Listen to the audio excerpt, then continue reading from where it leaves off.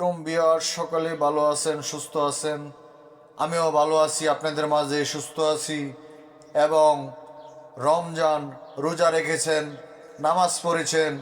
অনেকেই অনেকেই অনেক জায়গা থেকে আমার ভিডিও দেখেন বা আমার কথা শুনেন। সকলকে, সকল দেশবাসীকে ঈদের শুভেচ্ছা, ঈদ মুবারক। সকলকে রোজা রেখেছেন, নামাজ পড়েছেন, অগ্রিম ঈদের দাওয়াত রইল। আমাদের বাংলাদেশি ভাইয়েরা যারা আছেন সকলের জায়গা থেকে আমাদের এখানে ঘুরতে এসে পড়বেন। সকলকে দাওয়াত রইল। ঈদ মুবারক, ঈদ মুবারক। সকলেই দাওয়াত এবং অনেক অনেক দোয়া রইল এবং ভালোবাসা রইল।